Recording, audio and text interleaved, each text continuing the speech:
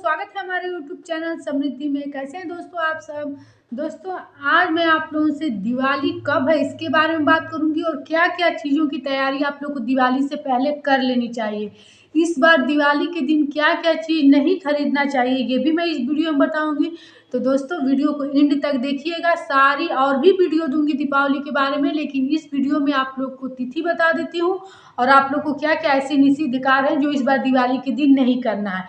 तो ध्यान से देखिएगा। वीडियो थोड़ी बड़ी हो जाए तो घबराइएगा मत, क्योंकि आप लोग को एक एक बात, जैसे कुछ ऐसे लोग होते हैं नए नवेली लड़कियां होती हैं जो बातों को नहीं जान पाती हैं, तो उनके लिए वीडियो काफ़ी मतलब सहायक होगा। तो चलिए वीडियो को आगे बढ़ाते हैं। एक और दोस्तों आपसे निवेदन है, यदि वीडियो अच्छी लगती हो तो छोटा सा एक लाइक कर दिया कीजिए और चैनल को सब्सक्राइब कर दिया कीजिए, ताकि ऐसी वीडियो के नोटिफिकेशन आप लोग को आगे मिलते रहे। दोस्तों सबसे पहले आप लोग को कंफर्म कर दूं आपकी पहली बात कि दिवाली किस दिन है। इस बार दिवाली आप लोग को रविवार के दिन मिलेगा। 12 नवंबर के दिन 2023 में 12 नवंबर के दिन आप लोगों को रविवार के दिन दिवाली का त्यौहार मनाना है। ऐसे में 11 नवंबर को दिन शनिवार के दिन आप लोगों को नरक चतुर्दशी मिलेगी और ये 10 तारीख को आप लोगों को जो कि कहा जाता है धनतेरस की पूजा, धन कुबेर महाराज की पूजा जो की जाती है, उसी दिन जो झाड़ू और अन्य कोई सामग्री जो खरीदी जाती है उस दिन शुक्रवार के दिन करना है। तो आप लोग को इस बार इसलिए मैं आप लोग आगे ही सावधानी बता रही हूँ, क्योंकि जो है दिवाली के दिन रविवार के दिन मिट्टी का चीज़ नहीं खरीदा जाता है। तो ऐसे में यदि आप लोग को मूर्ति खरीदनी है या फिर दीपक उपक खरीदना है तो धनतेरस का दिन सबसे शुभ होगा, उसी दिन खरीद लीजिएगा, क्योंकि दिवाली के दिन नहीं खरीदना है। और जो लोग प्रदोष का व्रत रहते हैं तो प्रदोष इस बार शनिवार को ही है, तो ऐसे में आप लोग नरक चतुर्दशी के दिन ही व्रत भी रह सकते हैं। तो अब मैं आप लोगों को बताती हूँ कि किन किन चीज़ों की सफाई आप लोगों को निश्चित रूप से कर लेनी पड़ेगी। आप लोग को दिवाली से पहले, जैसे कि कुछ होते हैं लोग कि जैसे बीमार वगैरह हैं, अपने घर में अकेले हैं तो ऐसी सफाई नहीं कर पाते हैं, या फिर कोई बुजुर्ग हैं अपने घर की उस तरह की सफाई नहीं कर पाते हैं। देखिए साल में 2 बार हमारे शास्त्रों में बताया गया है कि सफाई घर के कोने कोने की जाती है। कहा जाता है लक्ष्मी का वास होता है। एक होता है जब वासंती ऋतु में नवरात्र आता है, उस नवरात्र में कहा जाता है कि घर के कोने कोने की सफाई की जाती है, और एक दिवाली में घर के कोने कोने की सफाई की जाती है। तो वैसे तो आजकल लोगों का बहुत बड़ा घर नहीं हो रहा है पहले की तरह, जितना भी लेकिन हो रहा है हर 30 त्योहारों पे सफाई करते हैं, चाहे नवरात्र हो या फिर पितृपक्ष हो, सब में सफाई करते हैं। लेकिन कुछ ऐसी चीज़ें ज़रूरी होती हैं जो दिवाली में और वासंती ऋतु के नवरात्र में ज़रूर से करनी पड़ती हैं। तो चलिए आप लोग को बता देती हूँ कि सबसे पहले आप लोग को सफाई किन किन चीज़ों की आवश्यक रूप से कर लेनी है। देखिए कहा जाता है कि लक्ष्मी का वास सबसे पहले किचन में ही होता है, हमारे रसोई घर में, आग्नेय कोण में होता है। अग्नि वहाँ रहती है, इसलिए लक्ष्मी का वास भी वहीं होता है। तो इसलिए आप लोग अपने किचन की भरपूर सफाई कोने कोने तक कर लेनी चाहिए। यदि बहुत आप लोग नहीं कर पाते हैं, जैसे ऊपर रैक वगैरह है और आप लोग नहीं कर पाते हैं, तो जो भी मसालादानी है, नमक का डिब्बा है, या फिर से जो ये डिब्बे होते हैं चावल दाल जिस चीज़ में आप लोग रखें, इनका सफाई बिल्कुल कर लीजिएगा अच्छे से, क्योंकि जो नवरात्र आता है और इसमें लक्ष्मी का वास कहा जाता है कि जैसे चावल के डिब्बे में, नमक के डिब्बे में, ऐसे सब जगहों पे होता है, काली मिर्च में होता है। तो इस सब जगहों को आप लोग निश्चित रूप से साफ़ करना पड़ता है। तो मैं एक बार आप लोग को बता दूँ कि इन सब चीज़ों को, जैसे डिब्बे वगैरह हों, किचन की साफ़ सफाई आप लोग पूरा कीजिएगा। अगर पर्दा वगैरह नहीं कर पाते हैं, और या जिस जगह की जैसे रैक वगैरह की नहीं कर पाते हैं, ऊपर कोई पटनी वगैरह होती है ऊंचाई पर, तो महिलाएं चढ़ नहीं पाती। और देखिए कोई रिस्क नहीं लिया जाता है। कुछ लोग होते हैं ना, इतने मतलब पूजा पाठ में लीन हो जाते हैं कि सोचते हैं कि उस चीज़ की सफाई हम नहीं करेंगे तो कैसे पूर्ण होगा।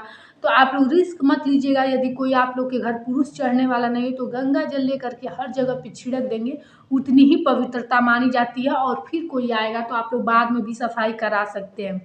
देखिए ऐसी कोई मान्यता नहीं है कि आप लोग दिवाली के दिन हर कोने की ही सफाई करना चाहिए, लेकिन क्या होता है ना कि एक जैसे त्योहारों पे मजबूरी बन जाती है और वो त्योहार भी बड़ा होता है, तो ऐसे में लोगों को ये परंपरागत बना दिया गया है कि इन सब चीज़ों की सफाई करनी पड़ेगी। टूटी फूटी चलनी हो, सूप वगैरह हो, डाली हो, तो इन सब चीज़ों को कहा जाता है नरक चतुर्दशी के दिन लोग जला देते हैं।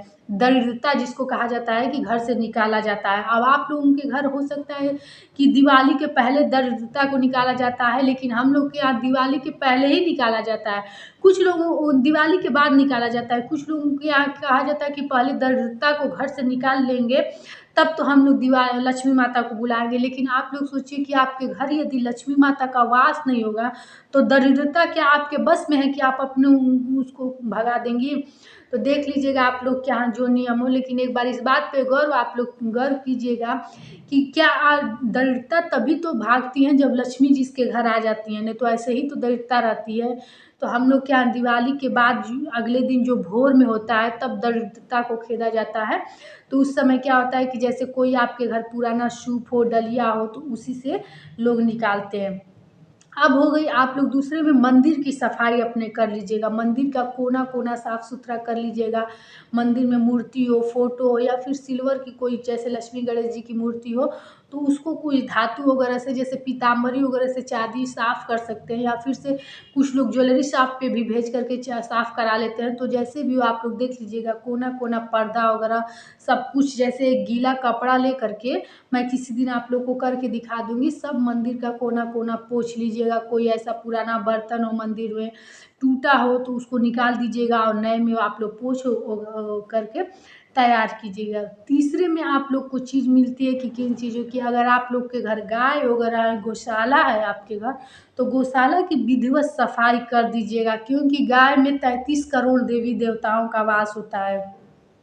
तो यदि आप लोग के घर कोई ऐसे जानवर हैं पालतू मतलब कि रखे गए हैं, तो उन सब जगहों की कोने कोने में सफाई कर दीजिएगा। ऐसी जगह जहाँ पर आप लोग को जाने में अन्य दिनों में भय लगता है, उस दिनों में उस जगहों का सफाई खूब अच्छे से करके गंगा जल छिड़क करके, और धनतेरस के दिन यानी शुक्रवार के दिन 10 तारीख से दीपक प्रज्वलित कर दीजिएगा।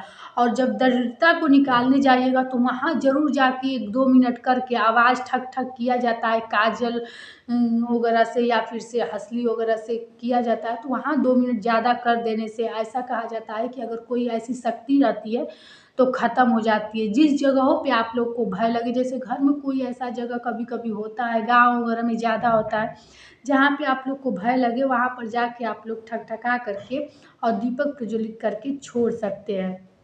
ये हो गई आप लोग की साफ सफाई की बात। अब आप लोग को बता दूं कि नरक चतुर्दशी के दिन जब आप लोग मतलब दीपक निकालने जाते हैं तो क्या क्या सावधानियां रखनी चाहिए। देखिए, दीपक निकालते समय बहुत ज़्यादा लोगों की जाने की ज़रूरत नहीं होती है, 1 या 2 लोग ही जा सकते हैं, और दीपक को मुड़ करके भी कभी नहीं देखना चाहिए। ये आप लोग जानते ही हैं, दीपक हमेशा दक्षिण दिशा में रखा जाता है। इस पर मैं आप लोग को एक वीडियो बना कर दूंगी, लेकिन आप लोग को छोटी छोटी बातों को ज़रूरी समझ करके बता देती हूँ।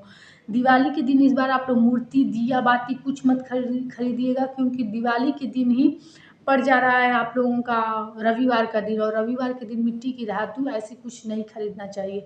शनिवार के दिन भी आप लोग कोई तेल वगैरह मत खरीदिएगा, क्योंकि जलने वाला चीज़ नहीं खरीदा जाता है। इसलिए ऐसे में आप लोग को सिर्फ शुक्रवार का ही दिन मिल रहा है जिससे कि आप लोग ये सब चीज़ें खरीद सकते हैं। तो इस बार धनतेरस को ये सब पूरी चीज़ें आप लोग खरीद लीजिएगा। साफ सफाई के चक्कर में कोई रिस्क नहीं लिया जाता है, इसलिए आप लोग ऐसा कुछ सफाई मत कीजिएगा जिससे आप लोग को कुछ नुकसान हो। और जिन जगहों की सफाई न कर पाए, बीमार हो करके और पूजा में आप लोग कोई कोताही करें, उससे बढ़िया है कि वैसी ही सफाई कीजिएगा और अन्य जगहों पे गंगा जल छिड़क करके साफ सुथरा कर दीजिएगा।